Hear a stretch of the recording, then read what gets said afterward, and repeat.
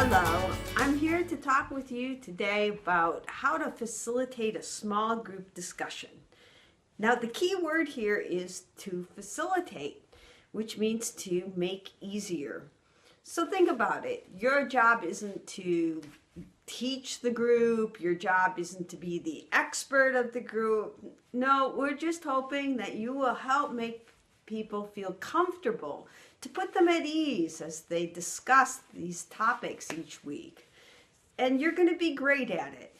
So just calm down, put people at ease, be at ease yourself, and you'll make everyone feel comfortable.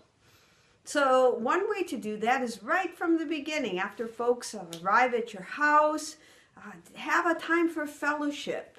Maybe provide some snacks, some drinks, make sure that people know where the bathroom is, and that way folks will get to know each other a little bit, have some time to laugh together or share a little bit of personal time, and before you begin the more formal part of the evening. And I really shouldn't use the word formal there, because this is supposed to be just a time of sharing and fellowship with each other through the whole evening. Once you've had that chance to do a little bit of fellowship time, you'll move over to where you're going to be holding the discussion. There's another tape about how to set up the video, audio equipment. I am certainly not going to be talking about that today. There's suggestions about how to arrange the room. But once you sit down, remind folks that they have a journal. And provide some pencils or pens, because there's a space to record their thoughts or jot down some ideas while they're listening to the video. That often will help people feel comfortable in discussion, because they'll have a few things already written down. Then once the video is over, you're going to find a series of questions. And again, you are not have to be the expert. So usually in a small group like this, there's a good chance you're going to know everybody. And in that case, probably the discussion will flow pretty easily.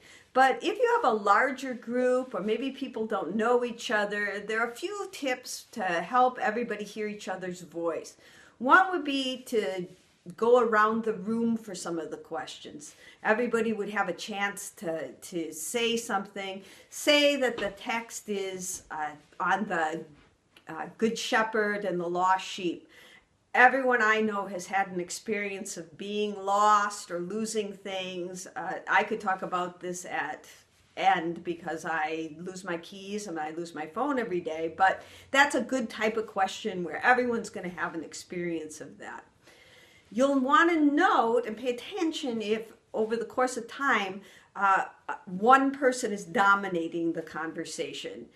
And I mean you too. So if that happens, as the host, maybe try to better facilitate the group discussion by having a private word with that one person who seems to have such great enthusiasm. And in fact, you can praise that person for their engagement, but enlist their help in trying to engage everyone into the conversation.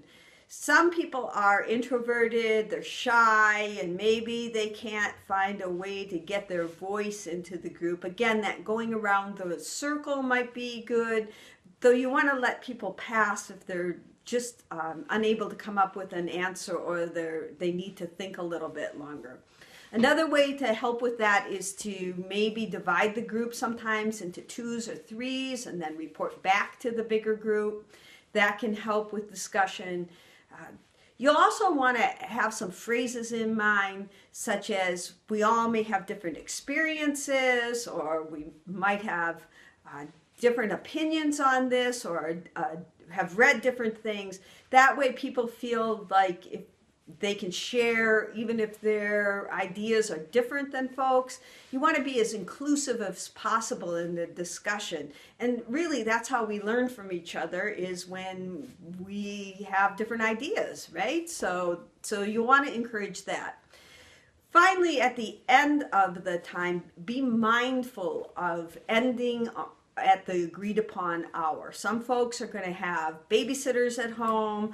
Maybe some folks will need to leave for work, and so you don't want them to be nervous at the end, wondering if it's going to end on time. And there's a chance people might linger after the formal end, but do be mindful of that. Now, I know that this is going to be a wonderful opportunity at First English, and you are all going to be great facilitators.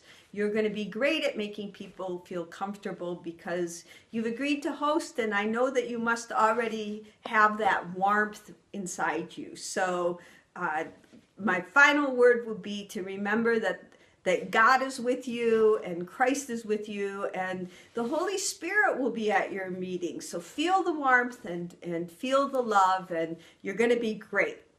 All right, go out there and get them. Bye.